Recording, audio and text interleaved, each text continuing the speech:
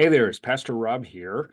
Our message for this Sunday is taken from the book of Ephesians, Ephesians chapter 4. And I want to walk with you through the passage and do a brief little Bible study on it. Again, this is usually one of the first things that I do when I'm getting a message ready. And so what I want to do is just kind of give you a little behind the scenes look, but in the process, I'm hoping that you'll maybe pick up some of the techniques that we can use for doing good, constructive Bible study. Remember, when we study the Bible, our goal is always to understand what was the message of the original author to the original audience. And when we can really understand that, the better we can understand that, the better we can understand how to cross a bridge from the culture and the context of then and there to the here and now.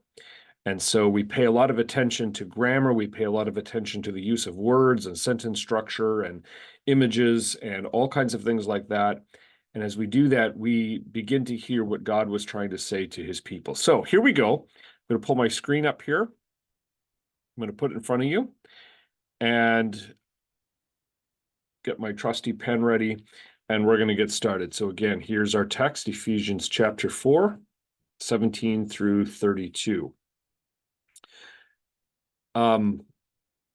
The word now, Paul starts this section off, and usually that's a transitional word. That's a word that means, okay, I'm shifting from one subject to another. And so he's moving into a new area of study, and it becomes pretty clear what he's saying right from the get-go. So he's saying, if you want to come up with a good summary sentence, I think it would be right here. I insist that you must no longer walk as the Gentiles do. Gentiles is not so much in some ways it's an ethnic designation, but more than that, it's actually a way of talking about people who are apart from Christ. So he's really setting up the contrast before Christ and after Christ. He's saying, once you become a Christian, you can't live the way that you used to live. I want to draw your attention to something here, and that's the way that Paul uses the word minds. And you're going to see why as we go through it. So what Paul is setting up here, what characterizes the Gentiles is the futility of their minds. And then he goes on in this verse here to expand on that. So let's look at that, what that is all about. He actually says it, I think, in about this segment here, and he characterizes how it is that the Gentiles walk. And he uses words like darkened and alienated and callous and given themselves up. Now, here's why a minute ago I highlighted that word mind, and I'm going to show you why now. Notice the words that Paul uses. He talks about understanding, ignorance.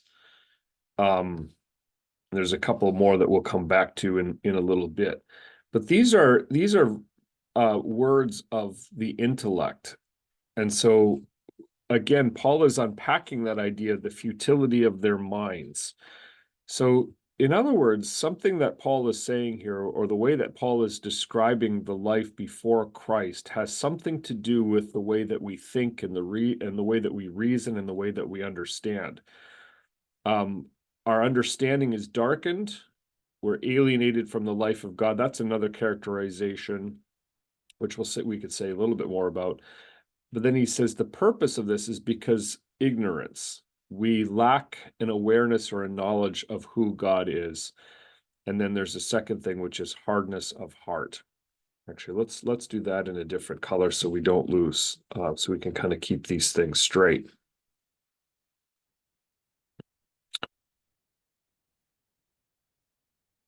We can do pink, hardness of heart.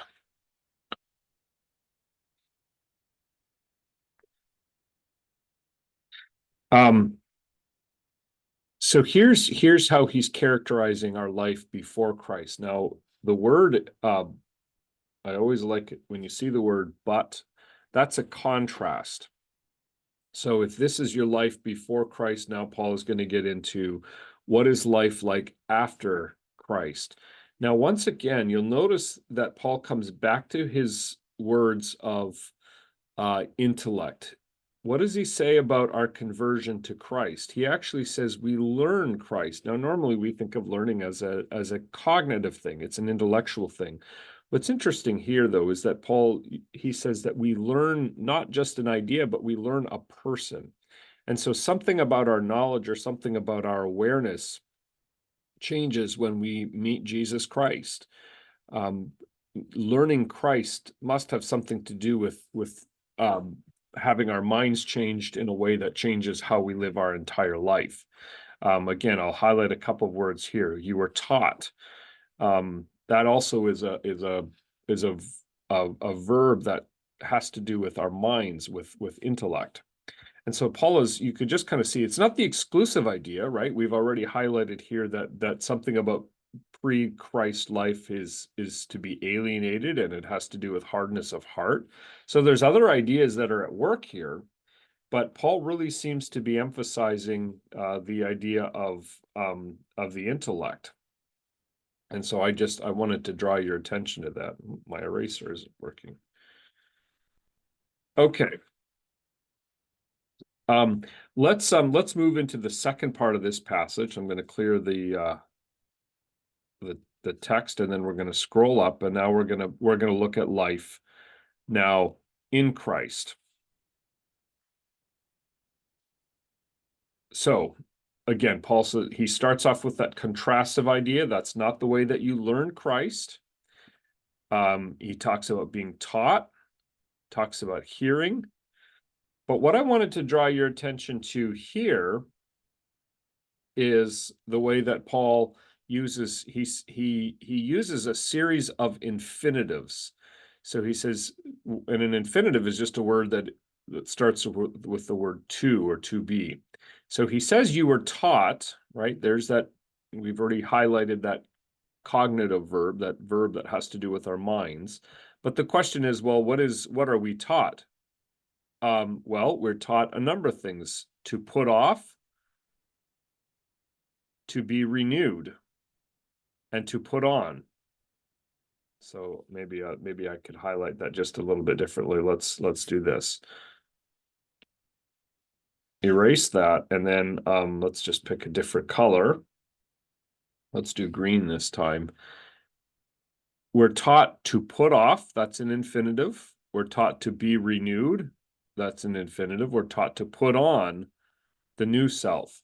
So those are that, it's, in other words, coming to Christ leads to a change in how we live. We take off that old self, we take off that old way of living, and then we again, we're renewed. But notice what Paul says: where are we renewed? In our minds. So our minds are changed, our minds are reformed and reshaped.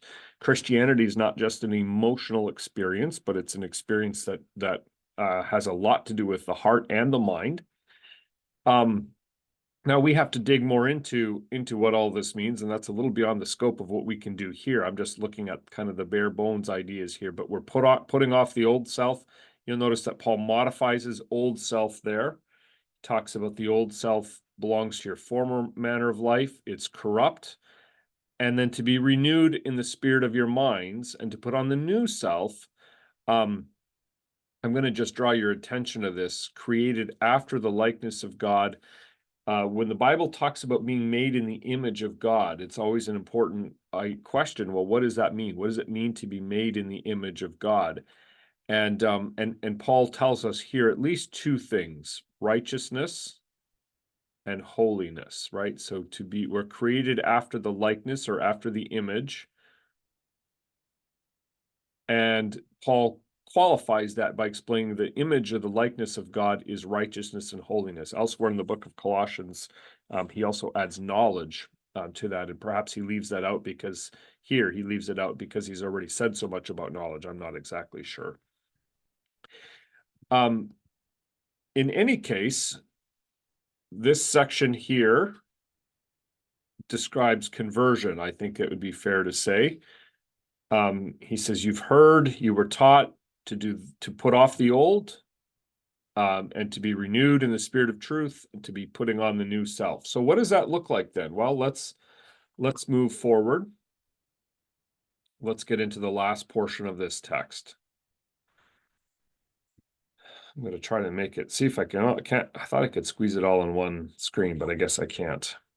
Okay. In any case, here's the final section, and we know it's a section because Paul opens with that word therefore, which is another transitional word. It's a word that bridges a gap from what was said before to what is said now. So in other words, because you're a new person, and he repeats that, having put away falsehood, now what he's going to do is he's going to give us a series of really ethical instructions or ethical imperatives. What do Christians do? Well, he says that we put away falsehood.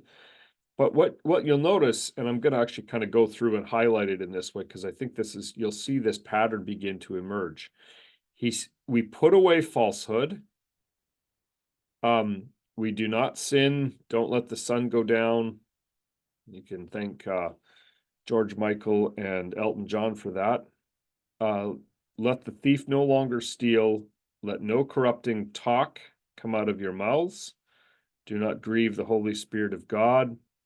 And then you'll see this one as well. So there's a series of negatives, a series of prohibitions, but then you'll also notice that there's the complementary opposite of that. So we put away falsehood. We do that in red because red means no, and then we do green which means go, right? And you learned that in kindergarten.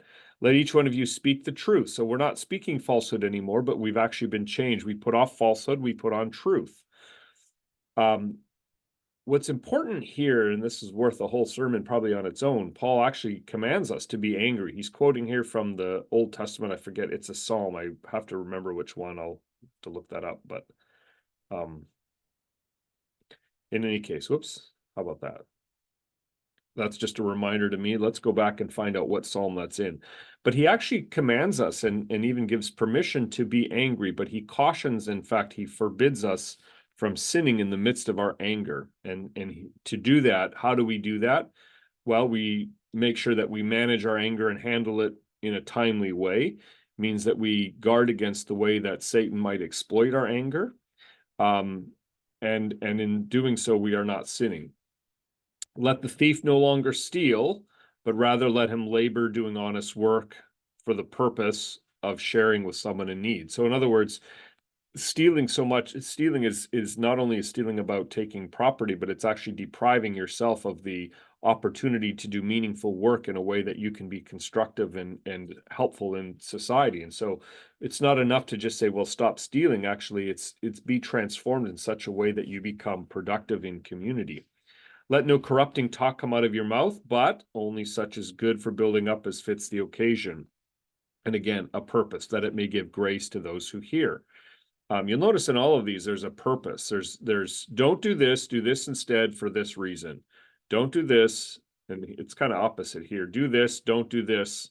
And that one kind of stands out. That's a little bit of an outlier, I think. But here, don't do this, but do this so that for this purpose. Don't do this for this purpose. You kind of see that pattern there that Paul is getting at. No corrupting talk, but actually use your words in a way that is good for building up and becoming a vessel for grace for anyone who hears it. All right, well, we got to scroll up again, which means we're going to delete all these things, and we're going to bring it up to the very last section here. And once again, you're going to notice that pattern. Oh, I have to do this. There we go. Here's the pattern. Let all bitterness, anger, wrath, clamor, slander be put away. So in other words, don't do this. And instead, we are to do this. We're to be kind to one another, forgiving as Christ forgave you. I'm not sure that there's an explicit purpose that's stated there, but certainly a prohibition followed by a command. So what stands out is that all of these negative things, in each case, the negative things have all been transformed into we can call them, I think, the complementary opposite, the positive.